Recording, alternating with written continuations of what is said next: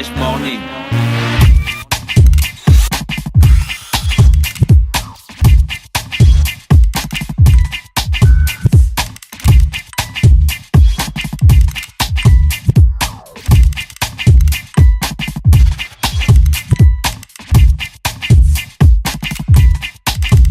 UrbanFM.fm. Urban FM. Découvrez et apprenez Urban FM. C'est la première radio urbaine au Gabon. Urban FM, c'est aussi une équipe de jeunes dynamiques à votre écoute pour vous satisfaire. La recherche d'une qualité de son parfaite, de nouvelles techniques de communication. Urban FM, c'est une nouvelle manière de voir et de faire de la radio. Grâce à Urban FM, vous n'écouterez plus la radio de la même façon. Entrez dans l'univers Urban FM 104.5, la station urbaine. 104.5. Urban FM. Le réveil matinal le plus hot de la capitale sur la radio. La plus hot de la capitale. C'est reparti sur les 104.5 Urban FM, la station urbaine avec Moslem. Rebonjour. Rebonjour Dafresh, rebonjour tout le monde. Alors Moslem, on va parler de quoi ce matin, on revient sur l'actualité qui occupe le devant de la scène parce qu'il s'agit aussi bien d'un acte majeur sur le plan politique mais également économique. Il s'agit de la décision prise le vendredi dernier, le 9 février, pour le règlement de la dette intérieure qui concernera 177 entreprises.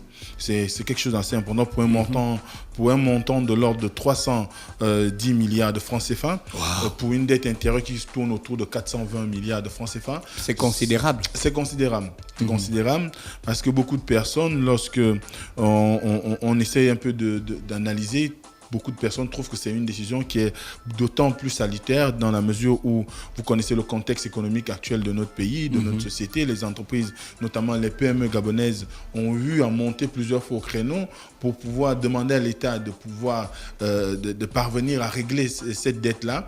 Et l'annonce qui a été faite par Brice Acus Alianga, qui est le directeur de cabinet du président de la République, Ali Bongo Ondimba, on voit bien que on commence à percevoir quand même un certain nombre de marqueurs qui peuvent faire en sorte que les gens commencent à avoir une meilleure lecture du plan de relance économique, que vous savez qui est grandement soutenu par le gouvernement, mais également très promu par l'ANPI, dont l'Agence nationale de la promotion des investissements dans notre pays, dirigée par Nina Abouna, dont Liban Soneman est le président du conseil d'administration.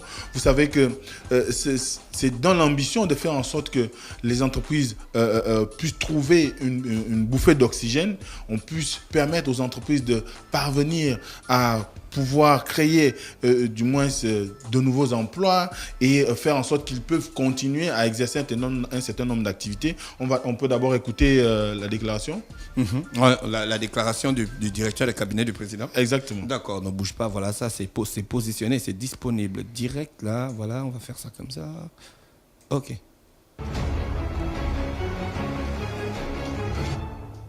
Le chef de l'État a annoncé ce matin, au sortir d'une réunion, à laquelle a pris part le Premier ministre et l'ensemble des ministres concernés, le paiement de 310 milliards de francs CFA dus dans le cadre de la dette intérieure. Ces 310 milliards de francs CFA représentent 177 entreprises et 2/3 de la dette intérieure globale de notre pays. Il s'agit pour l'ensemble des PME d'être réglé de l'ensemble des arriérés dus par l'État gabonais. Quand je dis l'ensemble des PME, c'est que toutes les entreprises qui auront des créances inférieures à 2 milliards de francs CFA dus seront intégralement payées d'ici les 10 prochains jours. Cette volonté du chef de l'État vise essentiellement, 1, à relancer notre économie, 2, à pouvoir optimiser la création d'emplois, qui aujourd'hui, je dirais, est en berne, et 3, je dirais, rassurer nos investisseurs locaux et internationaux sur la forte capacité du Gabon à, je dirais, savoir se régénérer, savoir se relancer en 2018. Alors donc, on voit bien que c'est un moyen pour l'État gabonais de pouvoir se présenter comme un État qui est en mesure d'honorer ses créances, parce qu'il faut savoir que le grand problème qui se pose souvent aux États, c'est lorsqu'ils ne parviennent pas non seulement à assumer le règlement de la dette intérieure ou encore celle extérieure, eh bien, on peut y avoir une crise de confiance liée au fait que les investisseurs, les institutions financières pourraient ne plus vous prêter de l'argent ou vous aider à dans l'accompagnement pour un certain nombre d'investissements. Et ce qui va se passer avec le règlement, surtout qu'on a eu une deadline qui parle de 10 jours dans les 10 prochains jours. Donc d'ici la semaine prochaine, la majorité des PME gabonaises qui ont une ardoise de moins de 2 milliards de francs CFA auprès de l'État gabonais vont pouvoir rentrer dans leur fonds, si on peut dire ça comme ça, dans leur dû. Et cela va d'autant plus aider dans la mesure où, comme je l'ai dit tout à l'heure, ça va relancer la capacité des entreprises à pouvoir créer de nouveaux emplois. Mais également, ça va permettre à ceux qui sont en situation de chômage, dès qu'ils trouveront de l'emploi, d'avoir un pouvoir d'achat. Ensuite, ça va rebooster la croissance par la consommation. Vous savez que quand la dette intérieure n'est pas réglée, il y a un problème de circulation des espèces, il y a un problème de pouvoir d'achat. Les entreprises n'embauchent pas et il y a beaucoup plus de chômage. Quand il y a la crise, on est bien amené à régresser. Donc, ce qui fait qu'aujourd'hui, lorsqu'on parle de cette annonce, la majorité des Gabonais, du moins de ceux qu'on a pu interviewer, nous disent que c'est une décision salutaire parce qu'elle va permettre à l'économie, sur le plan interne, de pouvoir respirer. Ça va permettre à un redéploiement des moyens pour les entreprises, un redéploiement aussi en termes humains. C'est une façon de lutter contre le chômage, c'est une question de crédibilité. Et même si on pourra dire après que les entreprises qui ont plus de 4 milliards, quels seront les crédits? Comment on va faire? Est-ce qu'on va leur payer une moitié ou est-ce qu'ils ne bénéficieront pas? Mais toujours est-il que l'annonce telle qu'elle a été présentée, c'est déjà quelque chose qui va apporter du souffle, un souffle nouveau au niveau des entreprises locales, et ça va permettre à ce que beaucoup de chefs d'entreprise puissent retrouver le sourire. On sait que c'est ce qui a souvent eu comme problème dans notre pays. Il y a eu à un moment donné un certain nombre d'avertissements des patrons pour pouvoir interpeller le gouvernement quant au règlement de cette aide intérieure qui est d'autant plus importante. Et aujourd'hui, avec le fait que cela se passe, je crois qu'on va arriver à de meilleures situations. Mais ce que nous notons, c'est que sur le plan politique, le retour, c'est qu'il y a la confiance. 1. 2, on note également le fait que le chef de l'État, avec cette décision, vient quand même de présenter un autre visage qu'on ne connaissait pas. C'est le pragmatisme qui a commencé, c'est vrai, depuis, on va dire, l'annonce, du moins le discours à la nation le 31 décembre, au discours au cours duquel il a annoncé un certain nombre de mesures qui vont commencer à prendre effet à partir du mois de mars. Et là, on voit au mois de février déjà, il engage la question de la respiration des entreprises. Mais ça nous donne aussi une autre lecture qui fait qu'on se rend bien compte qu'aujourd'hui, on a un financier, du moins quelqu'un qui sort du monde de la finance, du privé, autour du chef de l'État, notamment son directeur de cabinet, qu'on sait qu'il est auditeur à la base. Et là, ça voudrait dire qu'il a compris que les mécanismes aujourd'hui qui sont ceux de l'État pour pouvoir satisfaire un certain nombre d'exigences qui sont liées au fait qu'il faille faire en sorte que le marché intérieur, sinon l'économie sur le plan national, puisse être relancée. On ne peut pas relancer une économie si on ne commence pas par régler la dette, si on ne commence pas par donner le sourire aux entreprises. Donc à partir de ce moment-là, on voit bien que c'est un point que marque quand même, si on peut penser que d'une quelconque façon, il a pu peser sur la décision de faire en sorte qu'on puisse arriver au règlement de cette dette intérieure. Donc, Brice Akucha-Luanga, et on comprend également que le gouvernement qui se bat depuis pratiquement 1 an à trouver des canevas ou bien des voies crédibles pour pouvoir régler cette dette est parvenu quand même à quelque chose de concret, notamment à travers les ministres en charge, notamment de l'économie et des PME. On voit bien qu'il y a un travail de fond. D'ailleurs, le ministre des PME a fait une annonce allant dans le sens de saluer également cette décision. On a son annonce, bien tu voulais qu'on la regarde? Vas-y. Ouais. D'accord. On va regarder celle du ministre des PME. Pendant toutes ces années, les chefs d'entreprise ont exprimé leur détresse, ont exprimé leur peur de perdre leur entreprise, de voir des emplois être perdus dans le pays. Aujourd'hui, par cet acte fort de remboursement de la dette intérieure, ils ont été entendus. Et par cet acte aussi, la confiance est de nouveau au rendez-vous entre le gouvernement et les chefs d'entreprise. Cette confiance va servir de catalyseur entre non seulement les chefs d'entreprise et le gouvernement, mais aussi de catalyseur entre les nouveaux créateurs d'entreprises. Nous sommes ici à l'espace PME. Ce sont des gens qui ont besoin de croire en ce qu'ils font. Et lorsqu'on voit que les chefs d'entreprise existants, on ne les laisse pas tomber, qu'on les soutient, qu'on écoute leur détresse, qu'on écoute leurs problèmes. Je pense que ça donne davantage d'envie, ça crédibilise l'idée de devenir un entrepreneur demain, ça crédibilise l'idée que le gouvernement ne vous laissera pas tomber. Et c'est en ça que ça vient créer un formidable ciment dans la société gabonaise. Ça nous met tous en ordre de bataille, ça nous met tous dans une situation où on peut croire à demain, on peut croire que personne ne sera oublié, on peut croire que tous ensemble, nous allons aller vers davantage de prospérité. Est-ce que maintenant on crée une entreprise aussi ça? Bon, je sais que c'est pas ça, mais est-ce que la majorité des gens aussi créent des entreprises pour avoir comme principal client l'État?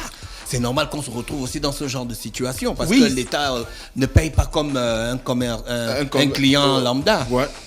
Non. Non. Le problème quand l'État paye, c'est que l'État, quand les gens souscrivent à des contrats avec l'État, la plupart du temps, tu dois toi-même aussi faire du préfinancement. Donc, c'est qu'à plus de...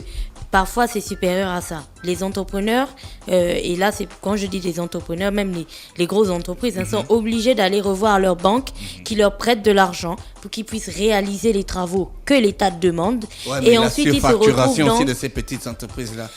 C'est ce qui fait aussi tous ces problèmes-là. Oui, la surfacturation peut-être, mais je pense que ces derniers temps, il y a véritablement eu un contrôle drastique. Je me souviens, il y a quelques années, ils avaient mis à plat toutes ces affaires de surfacturation-là parce qu'il y a désormais un contrôle pour toutes les entreprises qui décident de souscrire et puis ils avaient ensuite ouvert les marchés et tout ça, voilà.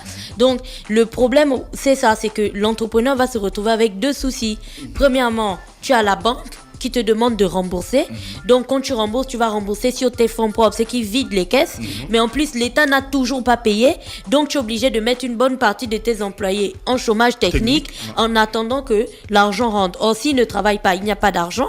Du coup, il y a des gens qui... Voilà, tu es vraiment en difficulté, en fait. Je suis d'accord, mais la crise vient aussi du fait qu'il faut reconnaître que beaucoup de gens visent en premier lieu l'État comme client. Oui, c'est pas faux ce que tu dis. Le problème qui se pose réellement, c'est que l'État, on va dire, c'est la mamelle de la nation. Non, pas forcément. J'ai envie de dire ça comme ça. Au niveau de notre pays, le tissu économique gabonais a été créé de sorte que les gens ne travaillaient que pour faire des prestations auprès de l'État. Il n'y a pas de grandes entreprises qui offrent des opportunités de sous-traitance ou encore qui permettent aux jeunes entrepreneurs ou aux PME de pouvoir souscrire à un certain nombre de chantiers auprès de ces grandes entreprises-là. Donc du coup, quand un entrepreneur ouvre son entreprise, il met en idée le fait qu'on est déjà sur une phase... Il y a des gars qui savaient que l'État aura besoin de tels trucs parce qu'ils sont informés, ils ont les parents en haut.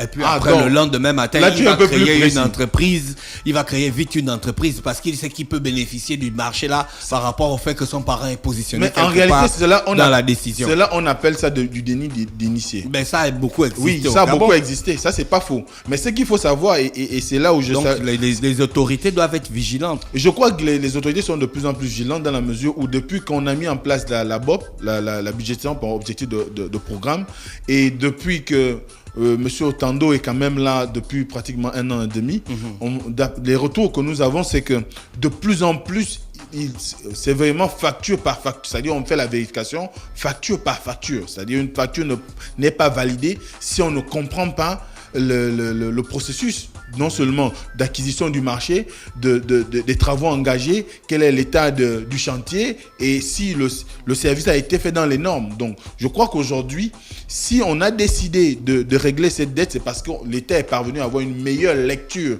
de sa dépense, a déjà une maîtrise de sa dépense, parce que c'était aussi le grand problème. Oui, on paye, mais on paye à qui? On paye combien? Pourquoi? Pour quels travaux réaliser? Donc, du coup, je pense que s'il y a eu l'engagement de pouvoir de se mettre à payer, c'est qu'il y a eu toutes ces étapes-là qui ont été vérifiées et que les entreprises qui sont éligibles et envers qui l'État reconnaît cette dette-là sont des entreprises quand même suffisamment sérieuses. Maintenant, il faut, comme tu dis, que dorénavant, on sorte de ce cycle de surfacturation, de ce cycle qui a fait que beaucoup de gens... Le directeur de cabinet du président, c'est un auditeur. C'est pas un gars qui va laisser faire passer n'importe quelle facture. Exactement. Donc, à ce moment-là, il faut que de plus en plus, les administrateurs de crédit, comme on dit dans le jargon économique, il faut que les administrateurs de crédit soient des gens qui parviennent à être sérieux eux-mêmes. Il ne faut pas engager l'État sur des chantiers qui ne sont pas finançables par rapport aux moyens que vous avez. Il ne faut pas surendetter l'État. Il faut être conscient que quand vous êtes à la charge d'une entité publique, l'objectif pour vous, c'est de servir et de servir au mieux la nation et de servir au mieux l'intérêt général. Il n'y a pas de raison que vous brillez par une surfacturation, d'ailleurs, qui peut vous rattraper, surtout avec l'opération qui est désormais sur le terrain Mamba. Donc, de plus en plus, je crois qu'on va arriver à un ressaisissement des ordonnateurs de crédit pour éviter que l'État arrive encore à avoir eu des ardoises qui vont traîner 1 an, 2 ans, 3 ans et qui vont créer une crise de confiance dans les rapports entre l'État et les entrepreneurs ou les chefs d'entreprise. Ensuite, il faut, comme l'a dit tout à l'heure le ministre bien dit, Manga Moussavou, on voit bien qu'avec le paiement de cette dette, les porteurs de projets auront plus de confiance. L'État redonne la confiance. Oui, l'État redonne la confiance. À l'entrepreneur. Mais le directeur de cabinet du ministre de l'économie est passé ici la dernière fois. Ils ont dit qu'ils ont fait les journées de l'économie. Les journées de l'économie sur le thème dernière. Redonner la confiance. Oui. Restaurer la confiance. Oui. Ouais. Oui, c'est nécessaire. Donc en fait, c'est des actes qui sont pas spontanés, mais des actes qui sont coordonnés. Planifiés. Voilà, organisés. On parle, on organise des sessions pour entretenir les entrepreneurs. Ensuite, derrière, on leur sert le gâteau qui va avec, qui donne le sourire. Donc, moi, je crois que c'est une bonne stratégie. La relance économique, elle est désormais engagée. Si on commence à régler le problème sur le plan local, ça va un tout petit peu donner du souffle, du moins un souffle nouveau au marché intérieur, à l'économie, à la croissance, à la consommation. Parce que même si on ne le dit pas assez, la croissance n'a pas été suffisamment bonne en 2017. C'est vrai qu'on est sorti, parce qu'on est sorti des chiffres de 5% d'il y a 5 ans. En 2012, on est arrivé autour de 2,2%. Et en 2017, le Gabon a eu une croissance pas vraiment intéressante. Donc à ce moment-là, ça sous-entend qu'avec 2018, on doit pouvoir compter sur la relance. Et la relance ne passe que par le règlement des différentes dettes, mais également redonner la confiance aux investisseurs et aux entreprises qui travaillent pour l'État. Merci Mosley qui est avec nous ce matin sur les 104.5 Urban FM, la station urbaine. Avant de repartir dans l'UDA Fresh Morning, voici un peu de publicité. On se retrouve juste derrière. Le réveil matinal le plus haut de la capitale sur la radio de la capitale. Du lundi au vendredi, de 7h à 10h, reçoit 104.5 tonnes de musique dans le DA Fresh Morning. Urban FM. Découvrez et apprenez Urban FM. C'est la première radio urbaine au Gabon. Urban FM, c'est aussi une équipe de jeunes dynamiques à votre écoute pour vous satisfaire. La recherche d'une qualité de son parfaite, de nouvelles techniques de communication. Urban FM, c'est une nouvelle manière de voir et de faire de la radio. Grâce à Urban FM, vous n'écouterez plus la radio de la même façon. Entrez dans l'univers Urban FM 104.5, la station urbaine. 104.5, 104.5, 104.5. Urban FM, Urban FM. Urban FM. DA Fresh Morning.